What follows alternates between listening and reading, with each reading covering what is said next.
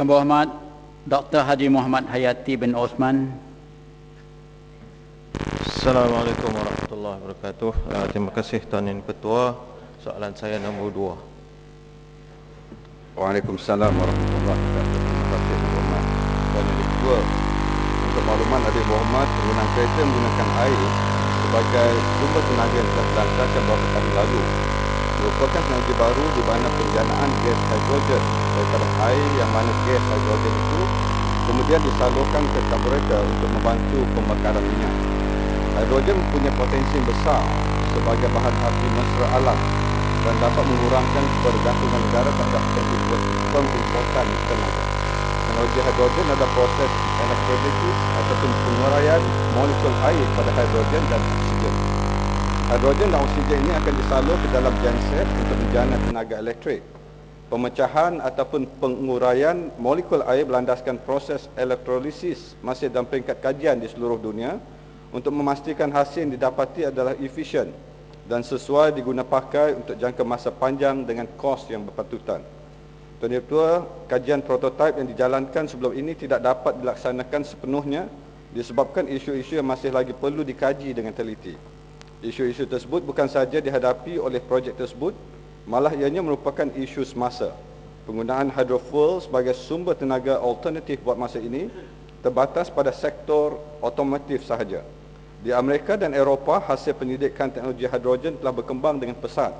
Namun begitu, halangan tersebut perlu ditangani sebelum teknologi hydrofuel boleh digunakan secara meluas.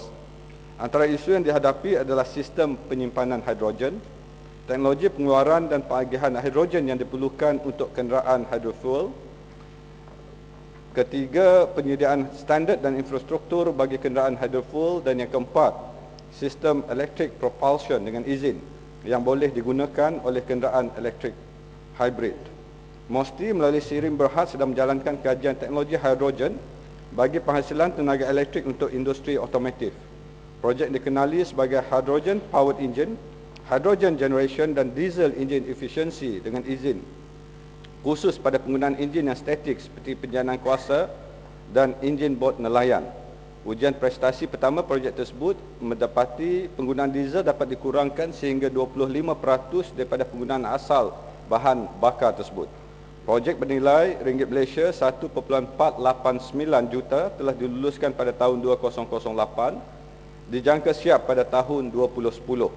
Projek ini menggunakan kaedah pemisahan molekul air pada ion hidrogen dan oksigen bagi penjimatan penggunaan diesel. Terima kasih. Ya, Pendang.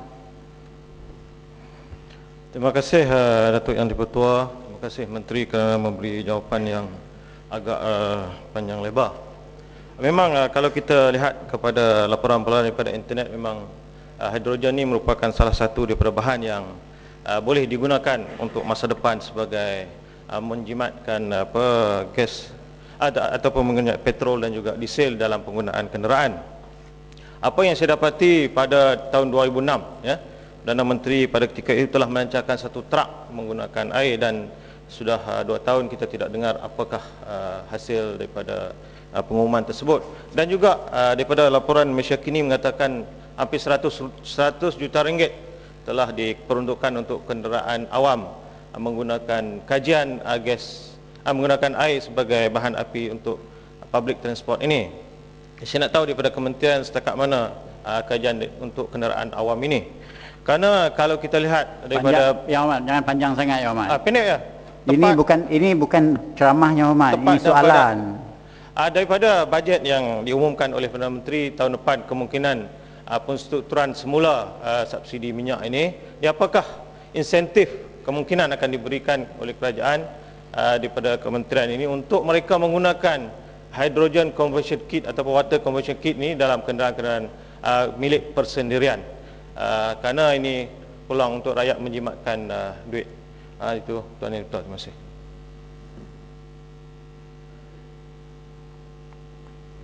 Terima kasih Yang Berhormat Pendang.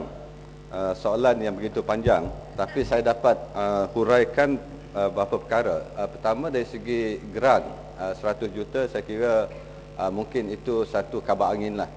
Tapi yang geran, dari segi geran yang kita telah beri melalui peruntukan kerajaan, Setakat ini saya kira ada 9 baru di peringkat Science Fund. Itu pun jumlahnya tidak sampai 100 juta.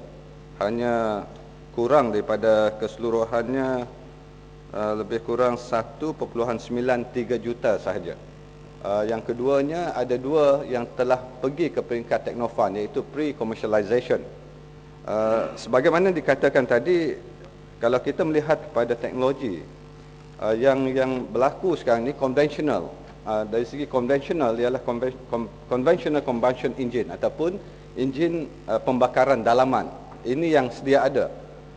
Dan untuk peringkat kedua yang dikatakan hydrogen hybrid ataupun electric hybrid, ada 2. Yang dimaksudkan gadget, untuk hydrogen hybrid ialah untuk pembangunan gadget saja. Itu penjimatan penggunaan tenaga di mana kita menggabungkan sumber bahan mentah asli, minyak ataupun diesel dengan menggunakan gadget untuk pemecahan, menjadikan hidrogen dan air itu untuk pembakaran. Dan dijangkakan 20 ke 30 tahun akan datang, maka akan berlaku apa dikatakan pure hydrogen fuel cell yang sepenuhnya menggunakan hidrogen ataupun keseluruhannya menggunakan elektrik. Ini yang pembangunan di peringkat dunia sekarang ini. Tapi ianya akan makan masa agak lama. Dan dari segi insentif, sebab itu yang saya katakan tadi, peringkat ini pengesahan ataupun certification, iaitu pengesahan dan persinjilan mengikut piawan standard yang ditetapkan oleh SIRIP. Setakat ini belum ada yang kita dapat satu teknologi yang telah pergi ke peringkat sehingga mendapat pengesahan ataupun persinjilan daripada SIRIP. Sebab itu saya hari ini menyeru kepada orang ramai, memang alat gadget-gadget ini banyak dijual di pasaran.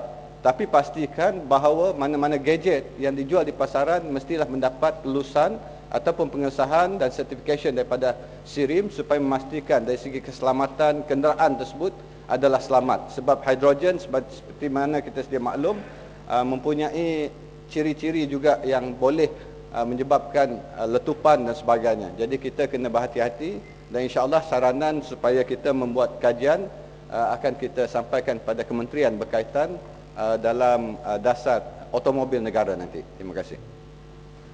Yang Hormat